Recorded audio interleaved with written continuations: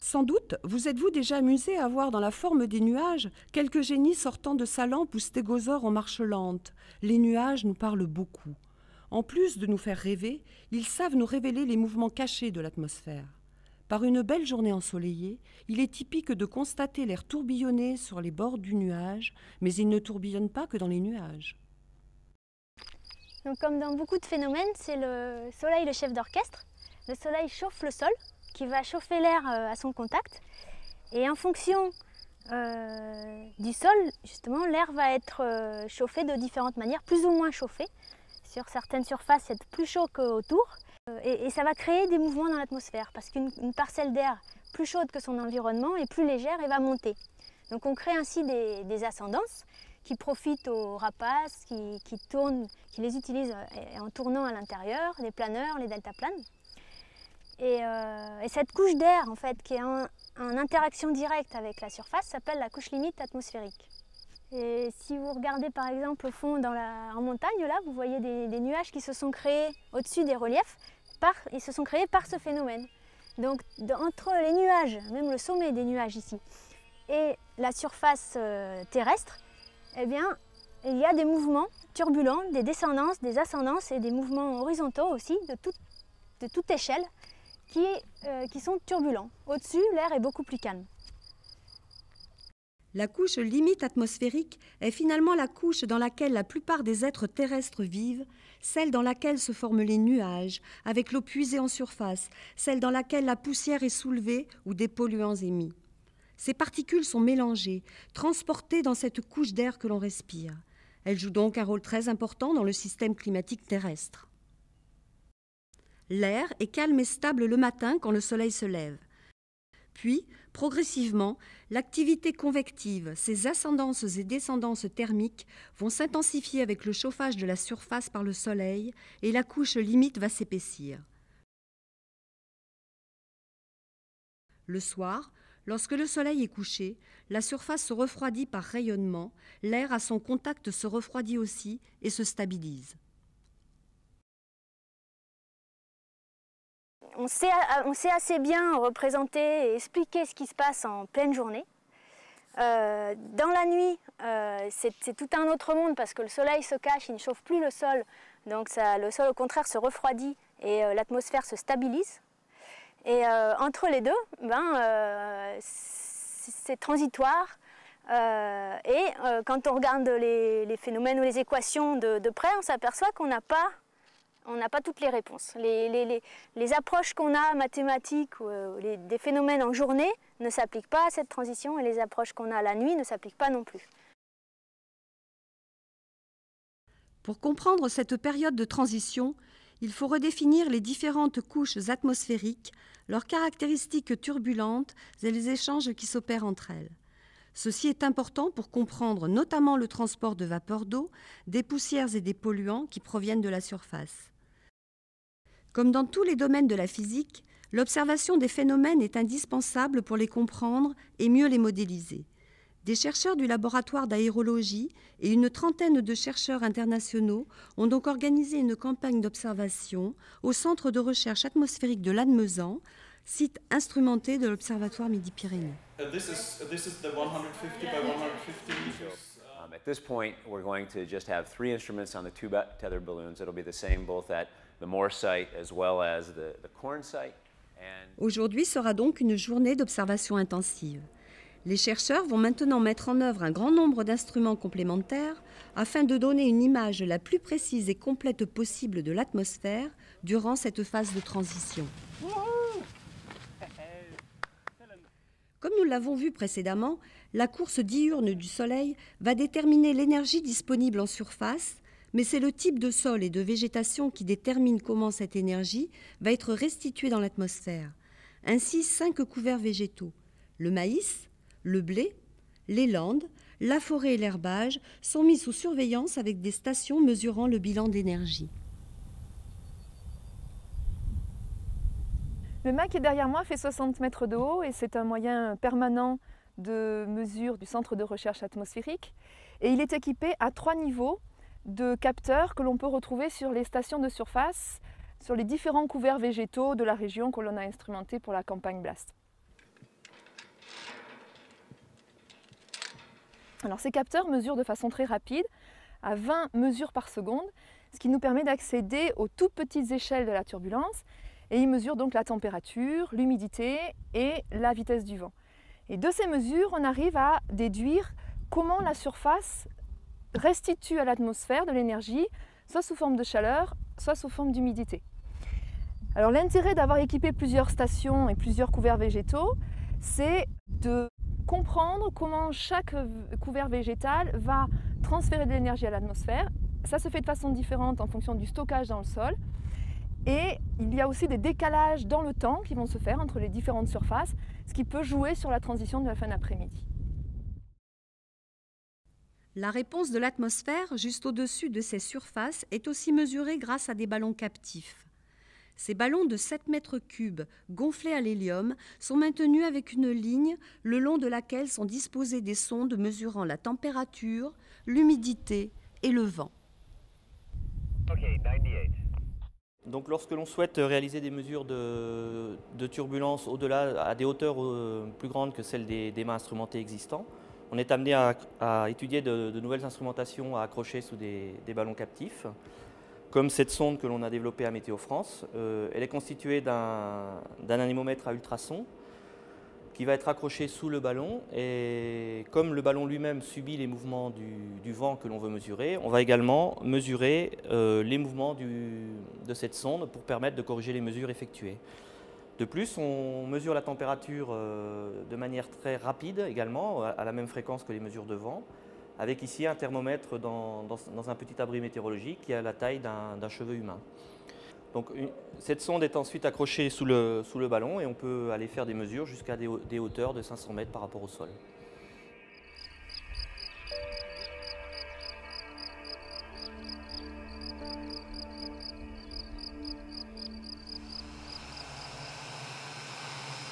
Les stations de surface et les ballons captifs que nous venons de voir fournissent des mesures locales.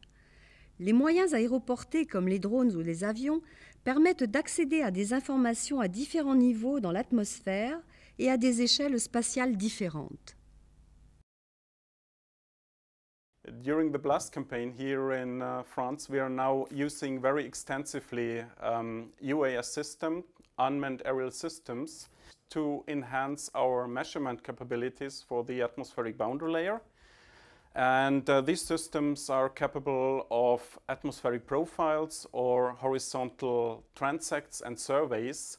And this gives us a real good opportunity now to extend the common measurement capabilities as measurement masts, for examples, because we are not limited to one place. We can fly in the area, and we can fly with these systems much lower than the manned aircrafts can. And this also extends our capabilities closer to the ground. This is one example of this small unmanned aircraft, the Small Unmanned Meteorological Observer SUMO. Basically a model aircraft with an electric motor powered by a battery. And it is equipped with an autopilot system for autonomous flight capabilities. And we have sensors for temperature and humidity in these tubes on board, and a flow sensor for determination of wind speed and wind direction. UAS for atmospheric research is a very new field, but it's fastly developing, and I am sure in 20 or 30 years we will talk about UAS in the same way we are talking about satellites now, and how they have revolutionized our capability of probing the atmospheric boundary layer. So in the BLAST project there are 2 aircraft platforms involved. One is the French Piper Aztec from Sapphire, and the other one is the Skyaro from Italian CNR. Both are part of a European infrastructure which is called UFER for aircraft research, and they have different characteristics. The Piper Aztec is a larger aircraft and can sample larger regions, while the Skyaro is a smaller aircraft and can sample regions in the order of 100 kilometers. So the characteristic part of this aircraft is the nose, which is made of a pressure sphere in front, which is measuring the turbulence, the angles of attack of the wind, 50 times per second. So it's capable of measuring wind direction every 45-50 centimeters. And this is an infrared analyzer for carbon dioxide and for water vapor. And so in this project is bridging the gap between the UAV, unmanned platform, and the large aircraft. The Skyaro typically flies up to 3 kilometers vertically, sampling the atmosphere, and up to 100 kilometers horizontally, sampling the surface heterogeneity and variability of this region.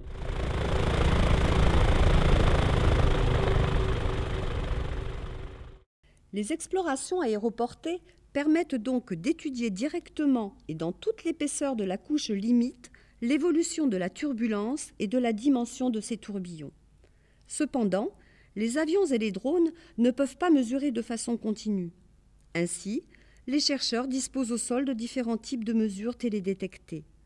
Avec une grande résolution spatiale et temporelle, ils permettent d'accéder à des paramètres indispensables à l'étude de la couche limite.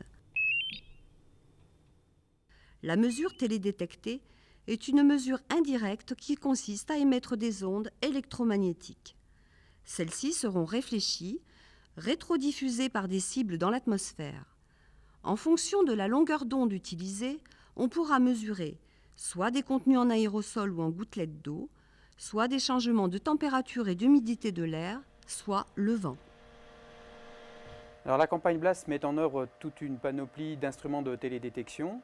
Vous avez là, à titre d'exemple, la vitesse verticale du vent mesurée par le profileur radar UHF hier, alors de 0 h le matin à 24 h le soir, et en fonction de l'altitude, donc de la surface à 4 km d'altitude. Alors vous voyez ici, ce qui est intéressant, une alternance de couleurs bleu et rouge qui correspond en fait à l'alternance depuis à peu près 9-10 heures UTC le matin, l'alternance donc de mouvements ascendant, ça c'est le rouge, donc de l'ordre d'1 mètre par seconde, et de subsidence, de la couleur bleue, plutôt moins 1 mètre par seconde, et qui correspond au développement de la couche limite, en gros qui suit ça. Alors BLAST va s'intéresser surtout à ce qui se passe plutôt au milieu de l'après-midi, fin d'après-midi, au moment où on va alterner, on va quitter ces mouvements ascendants, subsidants, et la couche limite va se stabiliser. Alors là, vous avez, à titre d'exemple également, les données mesurées par un de nos lidars hier, donc de 0 h à 24 h et de 0 à 5 km en altitude. Ce qu'on peut voir, c'est qu'il y a eu des nuages à peu près toute la journée, c'est la bande blanche ici, et puis dessous, en gros, la couleur indique le contenu en aérosol. Plus on tire vers le jaune ou le rouge, et plus il y a l'aérosol, et on voit le matin, à partir de 9-10 heures, la couleur tire vers le jaune, c'est-à-dire qu'on a un accroissement du contenu en aérosol dans les basses couches de l'atmosphère, ce qui correspond au développement de la couche limite. La compréhension du fonctionnement de la couche limite durant la période de transition de fin d'après-midi passe par la complémentarité de toutes ces mesures, mais va aussi de pair avec un travail de modélisation qui s'insère à différentes étapes du projet.